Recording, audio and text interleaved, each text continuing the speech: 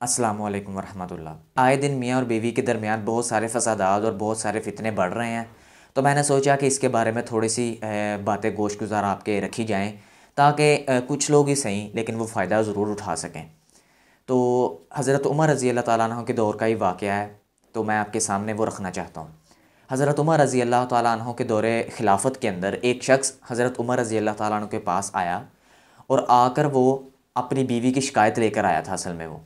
लेकिन उसने जब देखा कि हज़रत उमर रज़ी अल्लाह ताला अन्हु की बीवी जो है हज़रत उमर रज़ी अल्लाह ताला अन्हु से लड़ रही है, बड़ी सख्त लहजे में बातें कर रही है, लेकिन हज़रत उमर रज़ी अल्लाह ताला अन्हु आगे से कुछ भी नहीं कह रहे, कुछ भी नहीं आगे से कह रहे, खामोशी से उसकी बातें सुन रहे हैं। तो वो चुप करके पहले उनकी बातें सुनी, लेकिन जब वो वापस जाने लगा तो हज़रत उमर रज़ी अल्लाह ताला अन्हु ने उनको वापस बुला लिया और बुलाकर कहा कि पूछा कि बताएं आप किस मकसद के लिए मेरे पास आए थे। तो आगे से वो शख्स कहता है कि मैं तो अपनी बीवी की शिकायत लेकर आया था आपके पास, लेकिन जब मैंने आगे ये मामला देखा है कि आपकी बीवी आपके साथ ही वैसा सलूक कर रही है, आपकी बीवी आपके साथ वैसा लड़ रही है, बातें कर रही है, तो मैंने वापस जाने का फ़ैसला कर लिया। तो अब मैं आपसे कोई बात नहीं कर सकता। तो हज़रत उमर रज़ी अल्लाह ताला अन्हु ने फरमाया कि देखो, मेरी बीवी के मेरे ऊपर कुछ हकूक़ हैं, अगर वो मेरे हकूक़ सारे के सारे अदा कर रही है तो मेरा भी फ़र्ज़ बनता है कि मैं उसकी बातें सारी सुनूं, उसकी बातों को बर्दाश्त करूं, उसकी बातों से दरगुजर करूं। तो ये इतनी बड़ी बात नहीं है। हज़रत उमर रज़ी अल्लाह ताला अन्हु ने फरमाया कि देखो, सबसे पहला जो वो मेरा हक अदा करती है कि वो मेरे और जहन्नम के दरमियान आड़ है, एक डाल है, वो मुझे जहन्नम में जाने से रोकती है, वो मुझे बदकारी से रोकती है, वो मुझे गुनाह करने से रोकती है। अगर मैं अपना दिल उससे मुतमिन करता हूँ तो मैं क्यों ना उसकी बातें सुनूं। सबसे पहली बात, इतना बड़ा वो फ़र्ज़ मेरे दरमियान एक बहुत बड़ी आड़ है, तो मैं क्यों ना उसकी बातें सुनूं। दूसरे नंबर पर, जब मैं घर से निकल जाता हूँ तो वो मेरी इज़्ज़त की, मेरे आबरू की हिफाजत करती है, वो मेरे माल की हिफाजत करती है, तो मैं क्यों ना उसकी बातें बर्दाश्त करूँ।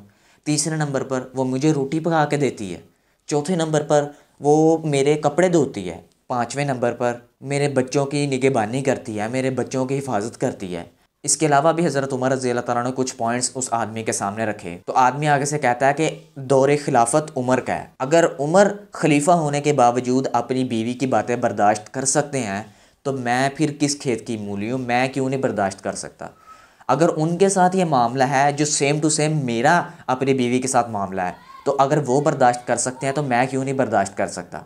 लेकिन अफसोस की बात है कि हमारे माशरे के अंदर ये काम बिल्कुल भी नहीं होते, बिल्कुल इसके उलट होता है। अगर बीवी ने कुछ कह दिया है तो हमने उल्टा दो सुनानी है। मुझे वो एक इमाम है, इमाम मुझे नाम नहीं उनका याद, लेकिन उनका एक कोट बड़ा ज़बरदस्त है। वो फरमाते हैं कि जिस वक्त मैं आग होता हूँ मेरी बीवी पानी होती है, और जिस वक्त मेरी बीवी आग होती है मैं पानी होता हूँ। क्या मकसद है, क्या मतलब है इस कोट का, कि जब वो गुस्से में होती है तो मैं पानी होता हूँ, मैं बुझाने वाला होता हूँ, मैं अपनी बातों को नरम कर लेता हूँ, मैं कोशिश करता हूँ वो लड़ाई ख़त्म हो, मैं कोशिश करता हूँ वो बातें ख़त्म हो जाएं। लेकिन जब मैं बहुत गुस्से में होता हूँ, जब मैं लड़ाई के मूड में होता हूँ, जब उसको पता होता है कि मैं इस वक्त बहुत आग बगोला हूँ, तो वो पानी बन जाती है। वो कोशिश करती है कि बातों के ऊपर पानी फेरा जाए, बातों को ख़त्म किया जाए, दरमियान से लड़ाई फितने फसाद ख़त्म किए जाएँ। ये होती है असल में दो समझदार मियाँ बीवी का एक रिश्ते को लेकर चलना। लेकिन हमारे माशरे में बिल्कुल इसके उलट होता है, बिल्कुल इसके उलट होता है। अगर एक बीवी ने कुछ बातें कहती हैं तो खामद ने बग़ैर इस चीज़ का ख्याल किए कि बीवी के मेरे ऊपर क्या क्या हकूक़ हैं, मैं किस किस चीज़ से बच रहा हूँ, बाहर किस किस गुनाह से बच रहा हूँ अपनी बीवी की वजह से, लेकिन उल्टा उसके ऊपर शुरू हो जाते हैं।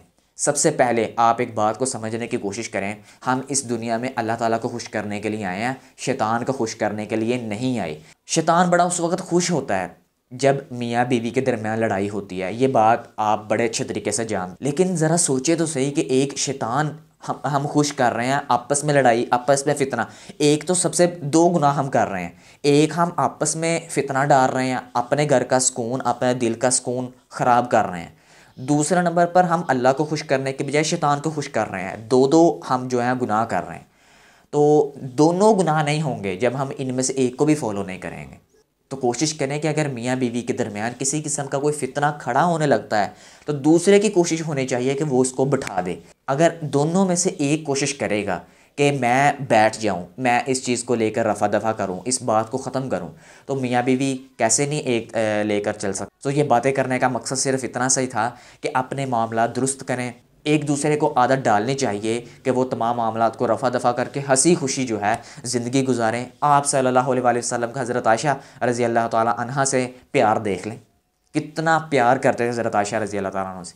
تو اگر ہم ان کے نقش قدم پر میں اگر دعویٰ کرتا ہوں کہ میں آپ صلی اللہ علیہ وآلہ وسلم کی اتباع کرتا ہوں، تو میں اتباع ان کے ہر معاملے میں کروں گا تو میں مومن ہوں، تو میں مسلمان ہوں۔ ہماری بہت بڑی بدبختی ہے کہ ہمارا اگر ہم نے کاروبار کے معاملے میں کرنی ہے، کسی کسٹمر سے بات کرنی ہے، ہمارا اخلاق بڑا اچھا ہے، کہتے ہیں اس سے اچھا اخلاق ہی کسی کا نہیں، باہر جاتے ہیں اتنا اچھا اخلاق، یار یہ بندہ لگتا ہے کوئی فرشتہ ہے بڑا اچھا، لیکن جیسے ہی گھر میں انٹر ہوتے ہیں اپنی بیوی کے ساتھ وہ سلوک وہ باتیں کہ اگر وہ روپ اور وہ روپ کے بندے درمیان موازنہ کرنا شروع کر دیں تو بندہ ملا ہی نہ پائے۔